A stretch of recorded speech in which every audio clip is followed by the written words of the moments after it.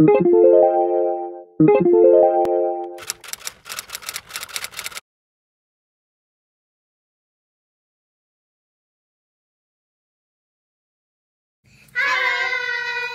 Welcome to day 13.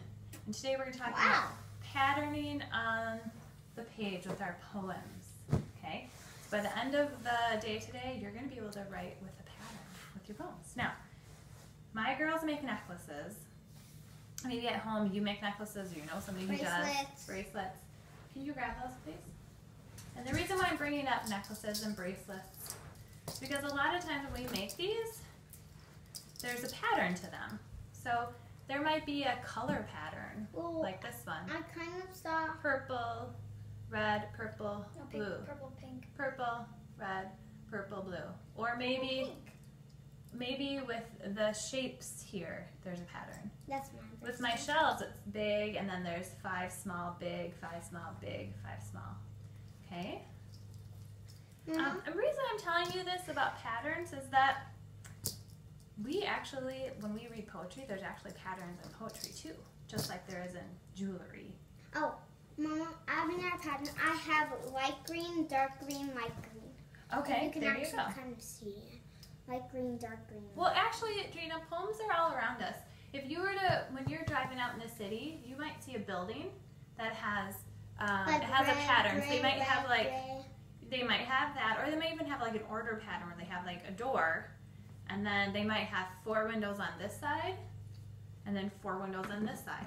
And they might continue this order pattern all the way up the building. It doesn't have to be colors. It doesn't have to be colors, that's right. It has to be like if I have if you think about, oval, circle, circle.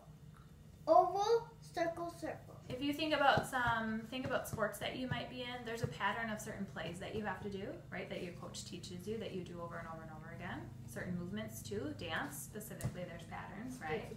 Think about any music that you listen to on the radio. There's always that hook or that repeating phrase that they say a lot. Patterns are about having a plan, an order. So you actually plan it out. Before you do your necklace, you plan it out. Before you do a certain song, you plan out the words. Before your coach tells you a play, you plan out that pattern of your movements, okay? Sometimes in our poem is a whole pattern. Maybe just part of the poem is in a pattern. Okay, so I want to show you what I mean by that. Let's look at this poem. This is by Lillian Moore. Drina, can you see from over there? Okay. Can you scoot back just a little bit? Just so she can see. Okay, so I'm going to read to you this poem, and then I want you to look at a pattern you see. You may see something, girls. You may hear something. Okay, so listen up, and then I'll ask you. It's called Go Wind. I've shown you part of this poem before. Go wind, blow. Push wind, swoosh. It's my turn.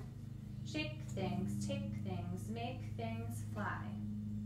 Ring things, swing things, fling things high. Go wind, blow. Push things, phew. No wind, no, not me, not me. Okay, so I'm wondering if you see, hold on, don't tell anybody. I'm wondering right now at home and here if you're seeing a pattern. I'm going to let them think at home before you say anything. So turn and tell someone next to you. Whisper to the person next to you. Or whisper to us. We don't know why you think.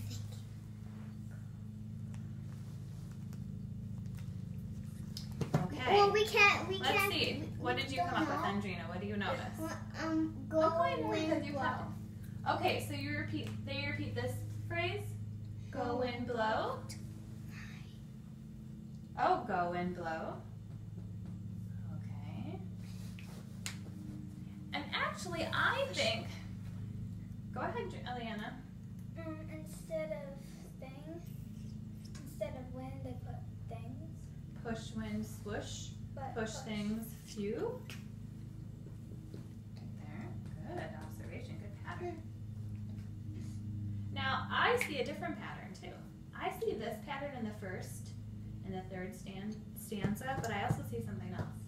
Do you notice this where it says shake things, take things, make things fly? And then ring things, swing things, fly things high?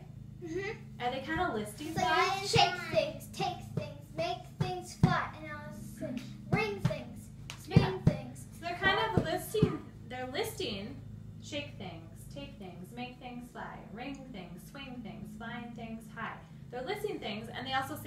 same word. Things, things, things, things, things, right? What a pattern. That's so cool. We're going to be trying that today. And we're actually going to come up with a poem in our heads now. So I hope when you start a new poem, you actually plan out a pattern. So let's try that. Ready? I want you to think about a time when you've been playing in your room or at your cousin's house with your friends and like their little brother, little sister, like their little baby, or even your older brother or older sister who just flat out just try to annoy you sometimes. But they come over and every single time you try to play, they interrupt you. You try to play, they interrupt you, or they break something, or they take something, right? So I want us to think about what would our pattern be with our words with someone who keeps interrupting you while you're trying to play. Turn and talk to each other, these two. I want you at home to turn and talk to somebody or talk to us.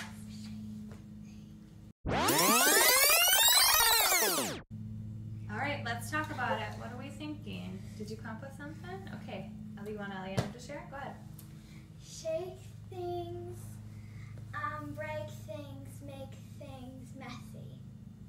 Okay, so you kind of did something like Lily and Laura did, where you kind of were listing. Shake things, make things. No, break things. Break things, make things messy. Okay, that's really good. So when I taught this in first grade, I had a student that came up with this pattern. You ready to hear it? Mm-hmm. I wrote it down because I thought I'd forget. They said, I play dolls, my brother interrupts. I play airplanes, my brother interrupts. I make sandcastles, my brother interrupts. And that was her poem. What was her pattern there? My brother interrupts. My brother interrupts, my brother interrupts. Yours was make things, shake things, break things, make things messy. Oh, I know. Okay. Okay. Take things, break things, make something. Okay. So your things, listing it, would be your pattern. So hers is more of like a listing one, right? Yes. Some people like to repeat the same. Take things, make something. Okay, and then your next stanza could be the same thing again. Instead of saying make things, you could say airplane things or doll things, make things messy, whatever it might be, okay? So here they repeat kind of the same lines, don't they? And sometimes they repeat where they're listing something, so you can do that as well. We're gonna try this again. I want you to think about you when you walk up the stairs or run up the stairs. What if you're writing about how you run up the stairs? Hardly resting at all. I know some of you just like bounce up those stairs so quickly, right? Hello. And then we're going to write one about how your grandfather may go up the stairs. Hello. Probably totally different than you. Mama. So I'm going to go like this. I go up the stairs. I got one. Now, stop. Nope. I'm just going to give you this word. All I want you to do, I just want you to use two words, up and stop. So let's think about that. I go up the stairs. Now think about you. You go super, super fast. How would your poem go now? Just up, up, up, up, up, up, up, up, up, up, up. Stop. Stop. Okay, good. So I go up the stairs. Up, up, up, up, up, up, up, up, stop. Now you go. Okay. Mama, how we go up? Now. Because we're going up. Now what about, oh, you mean like your poem would go, I go up the stairs, Up, up, up, up, up, up, up, stop. Oh, I like that, okay. So you were talking about like a pattern on the page, like actually how it looks on the page, okay. Now I want you to think about your grandfather, I got one. your grandmother, and only use the word up and then the word stop. Up, stop. Up. Okay, so turn and tell somebody next to you. Turn and tell.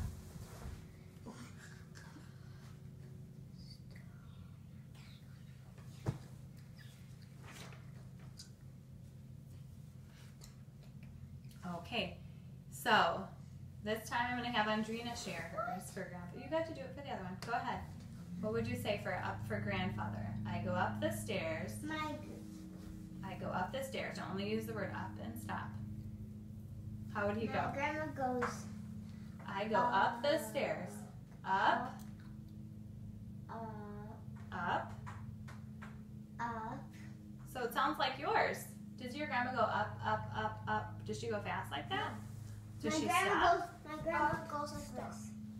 Up, stop, up, So Up does the she? stairs and then like this down the stairs. Okay, go ahead, Elliot. What were you saying? up, Up, stop, Okay. up, stop. So you're thinking about going. I go up the stairs, or my grandma goes up the stairs.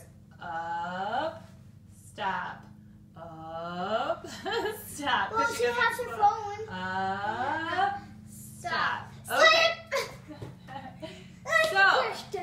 So writers at home, do you see today how we use patterns to really show the meaning of our poem? So our meaning was that we went really fast up the stairs, so we went up, up, up, up, up, up, up, stop. Our grandma and grandpa go slow, so our pattern shows that they go slow.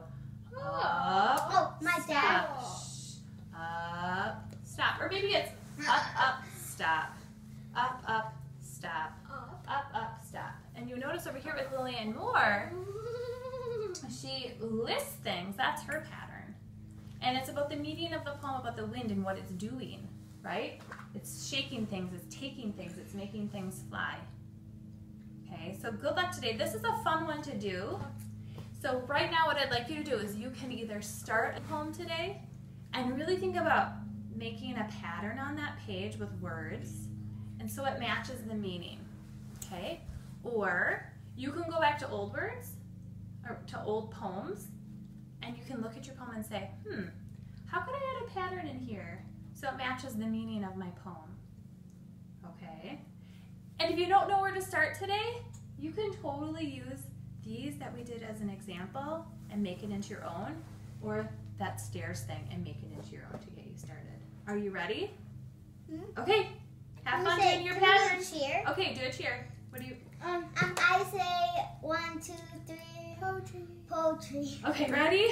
1, 2, 3.